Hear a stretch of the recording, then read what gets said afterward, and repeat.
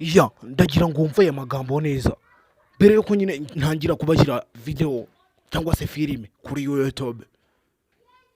Ngiye kukwereka uburyo uzajya urebamo filime zacu hano kuri YouTube nta megabyte ufite, dukoresheje ikintu bita VPN. Kuri iyi nshuro niba ari ubwa mbere ugeze hano, ndakwisabira ngo ukore subscribe.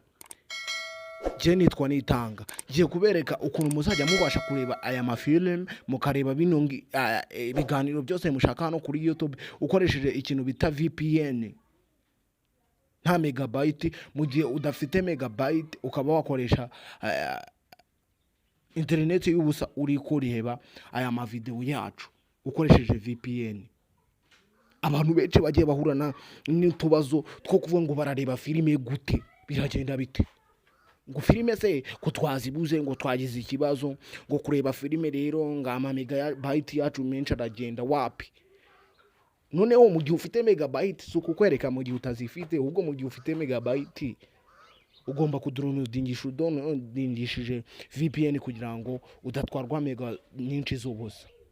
Niyo mpamvu ninsoza iyi video cyangwa se ukayireba ukayirangiza, urasoza bino bintu byo ubizi neza gatanu ku kandi. Narebye kuba filime mbere mbona iyo mbogamizi ibabera ibamba. Muri comment nibikunda ibyo ndibuze kukwereka muri iyi video yose, ucimire ukanda like, share, subscribe, like ndetse na comment. Aka kantu ngiye kubereka n'akantu k'ubwenge. Reka tubirebere hamwe uburyo muzajya mubasha kureba amafilime hano ngaha byoroshye, igiciro kiri hasi nk'umuneke. Dore uko bikorwa rero. Abantu bagiye bakoresha seki, bagiye bakoresha iyo bita stock VPN izarangira mu 2100. Ku bantu mutari muraza ako kantu izarangira mu 2100. Ngiye kubikwereka. Ikintu urakora rero, uragenda ugura utumega duke. Urabona mfitemo sim card ya 4G. Ako kantu wakabonye mfitemo sim card ya 4G hano hejuru. Nawe biragusaba yuko ufite sim card ya 4G, ariko n'ubundi niyo utaba ufite 4G wabikoresha kuri MTN no kuri Airtel. No kurikiza izi step ngiye kukwereka. Reka nze mbaye ikaze dore uburyo bikorwa. Ya ikintu uzakora rero, uzaza ufungure hano hejuru, uzagura utumega duke cyane, ntago ari bando nyinshi. Numara kugura utumega duke cyane uze muri Play Store, Param Store, bitewe naho ukoresha. Yaba ari Param Store cyangwa se Play Store, uze ufungure Play Store. Nakano kubwenge nakubwiye ngo iyi YouTube channel ni YouTube channel nayo y'ubwenge, isagire guha trips z'ubwenge kandi zigezweho. Numara gufungura Play Store yawe gutya, numara kwifungura Play Store yawe,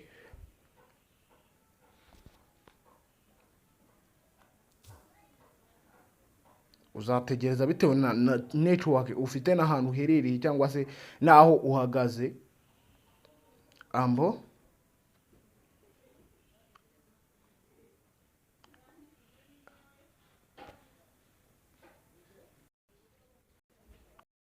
ya rero uri kubona yuko ngiye nta megabyte mfite kuri sim card ya 4G mfite mahangaha. Uri kubona yuko ngiye nta megabyte mfite. Urugero rero ni nkanda hano ngaha wenda kuri kugira ngo nkwereke yuko nta megabyte mfite neza, ninza nkakanda kuri audio mark ntago iri buze kuba yabasha kuba yatwereka ishusho yayo. Ikintu nzakora ngewe ndaza nkande mfunge aya madata. Akantu ngiye gukora ngiye kuyidownloadingisha icyo bita wifi, ubundi turebe uburyo turayinjiramo neza tukaba twabikoresha. Nze mfungure wifi.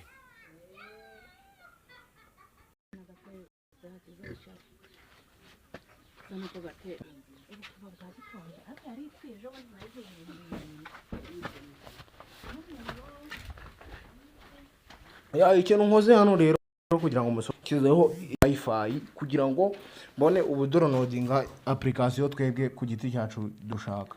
Rero ukuntu bizagenda nta kundi tuzabigenza, turongera dutangire kugira ngo ubirebe. Tuze muri Play Store, ambo tuze muri Play Store dutegereze. Uwo zategereza bitewe na network ubaye ufite. gutegereza rero nta kindi kintu kizaba kigezweho, uzahita wiyizira muri search. Twebwe turi gukoresha wifi kugira ngo tudownloadinge iyi app. Kuyidownloadinga na ka application k'ubwenge narabakubwiye ngo kugira ngo uzajye ukurikira utuganiro nk'utu ni ugukora subscribe ugafungura inzogera kugira ngo ibyo nkora gatanu kandi bizajye bikugera. Wandikemo bidin usiga umwanya net bidnet VPN na application ikubudahagarara ku mafoni yose, phone iyuzi iyo ari yose iyi application ikoramo. Ambo numara kwandikamo bidnet gutya uzaza usearching. Uzaza utegereze usearching. Iya mbere ni yingi yanditseho bidnet, ni yingi uzahita urahitamo. Iya hano ndakeka uri kuyireba cyane ifite tambone imeze gutya ya ba na da. Ambo numara kuyikandaho rero we durabona ntago ari ibintu birenze turi buze kuba twayikoramo tugiye kuyinjiramo ikaba connected. Uzaze ukora install installing. Twebwe turi kuyinstallinga dukoresheje wifi kuko kuri simu yacu nta megabyte habe na nkeya twari twifitiye. Tuze dutegereze ikore install. Wo utegereza bitewe n'ahantu ufite connection uri uko buryo ziri kugenda. By the way ambo tuzategereza application yacu ibanze yinstalling.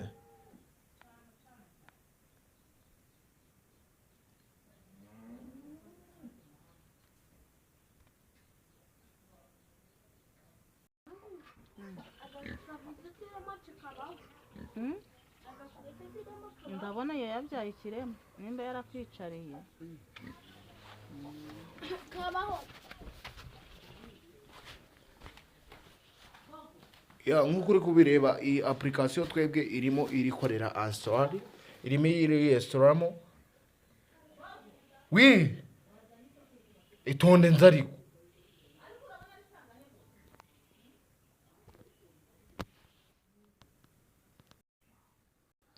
no gutekereza application yacu ikabanza ikakora install ikajya muri telefoni yacu.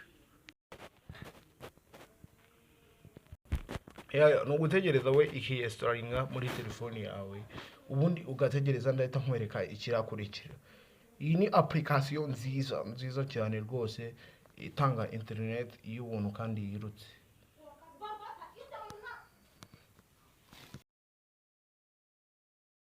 Downloadinga ya application muri tumaje kuyidownloadinga muri Play Store yacu, tuzaza tuyifungure. Ambo tuzaza tuyishake. Dore ngiyi ya bidnet ya application itanga internet y'ubusa, ukaba reba filime ku buntu nta giciro rwose waguze. Urugero mbanze mbahe example, ninza nkafungura data kuri 4G nkajya kuri YouTube, data nazisizeho hano hejuru, ndakeka wabibonye aha hejuru. Fungure data ze kuri YouTube kugira ngo mbanze nkwereke uko bino bintu byizewe guys. Ngiye nta madata naguze, nta madata mfite, kugira ngo ubone uko byizewe. Iyi application downloadingishije wifi noneho urebe uko ibintu bikora. Ambo ndakeka uri kubibona wenda nsecinze gutya, urabona nta data habe na nkeya kandi twashyizeho simu. Ambo we kugira ngo bikunde rero turahita tuza n'ubundi turahita tuza tumanure hano hejuru dufungure aya madata God. Ambo urabona uko njya funguye. Naho tuze dufungure ya application, dore ngi bidnet VPN, tuyinjiremo. Mwibutsa guys, ukoreshe akano kantu n'ubwenge, uzajya ureba amafilime ku busa, urebe ibiganiro nzajya nkena nguha ku busa, nta megabyte waguze. Aka kantu urimo urakumva, usharing kandi like. Ambo uze uhite niba guha bino byose bino ngibi biri hano ikintu bino uzabyihorera ahangaha, uzukande okay. Noneho tukiyinjiramo turasanga imeze gutya, ndakiri kuri kubibana ni gutya imeze disconnected. Ambo rero aha tujye urakurikiza setting ngiye kukwereka. Nudakurikiza izi setting ndibuze kukwereka wapi ntago birakunda. Rero ikintu uraza ugakora, rero uraza uje hano handitse aho hambere handitse filter and break. Uri kuhareba filter and break. Abo numara kwakanda gutya kuri network hano uraza ahangaha uzahasanga amanuza menshi gutya, uzasanga bimeze gutya ari byinshi cyane. Uzamure mpereke gake gake. Ambo uze ushyiremo all country mode 1. Ndakeka wabibonye. Niyo washyiramo all country mode 2 aha birakora. Reka dushyiremo mode country mode 1 iyi ya hano. Ndakeka muri kukareba mwabantu mwakabonye. Ambo nkashyiremo aha ho handitse London. London random kuri sava.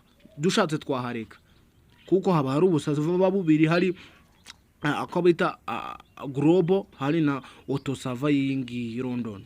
Ambo tuzihagumisha kuri London. None ikiba gisigaye iyo ushatse uvivura hano kuri DSNA ahangaha, cyangwa ukabyiyorera ugahita wizira ugakanda start. Uri kubyumva? Ugakanda start. Twebwe tuzaza dukande start. Ambo wabibonye mu gukanda start kwacu bahita bakutubwira ngo connected successful. Ndakeka wabibonye hajeho n'ibara ry'icyatsi. Aha nta ryari rihari, yabaye connected. Iyi application ikora kanya nta gihara, ni umunsi kugira ngo none ubyemere. Reka dusimbukire kuri YouTube. Katuze kuri YouTube. Uzaza uze kuri YouTube, kuri application ya YouTube, kugira ngo nkwemeze ko bya bintu noneho bikora pe. Bya bintu nkwereke yuko bikora gatanu ku kandi. Tuzategereza YouTube ibanze yifungure.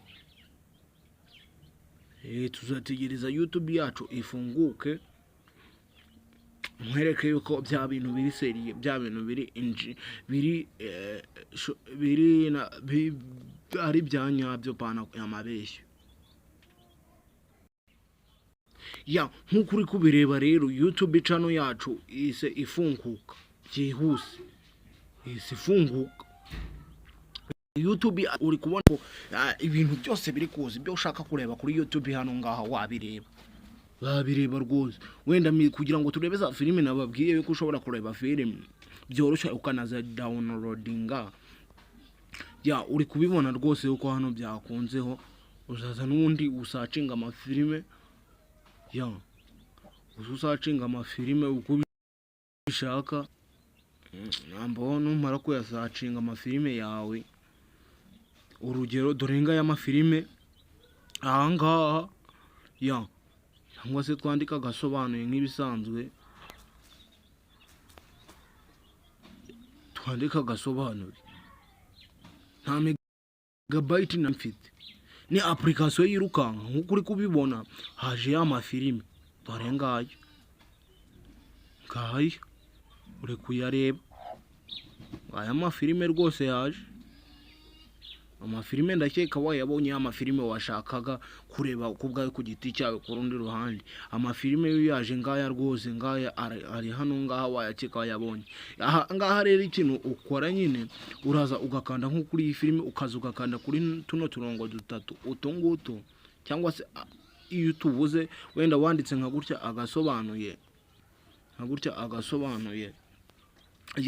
uraza ugakora share. Dore ngutu tuno turongo dutatu ugakanda hano handitse share, ukayidownloadinga ikavaho ukayireba ku bwawe bushake. Ambo rero ndakeka wabibonye uburyo ikora. Internet irihuta mwabantu ikora nkanuza nka wifi. YouTube ni YouTube channel y'ubwenge izajya bagezaho utuntu nk'utu. Niyo mpamvu ugomba gukanda ukora subscribe ugafungura inzogera kugira ngo ibyo dukora uzajya urushaho kubibona. Rero mfite hano n'akandi ka YouTube kitwa NiTANGA. Ugomba kuza ukahita subscribe nibikunda rwose, kuko kuvuga ngo ntago muzongera gutanga ama subscribe. Ndakeka mwabizinutwe rwose. Uri kubona yuko bino bintu bikora. Urabona yuko bino bintu bikora guys. Urabona ko internet ikora pe, aho wareba amafilime. Rero nukuza kuri YouTube channel yanjye yindi iyi ngiyi yitwa NiTANGA, ukahita ukoraho subscribe. Dore ngiyi ubundi duhuriye muri video itaha, ndiye gutangira mbahe amafilime mashyashya, bahama movie mashyashya gatanu ku kandi. Iyi ngiyi nayo uze ukandeho subscribe, ubundi urebe urasobanukirwa n'ibijyanye ikoranabuhanga. Amafilime mashya uzajya urayabona, ukoreshe ya wa muntu we, ukande subscribe, ubundi tujye tubana gatanu mu kandi.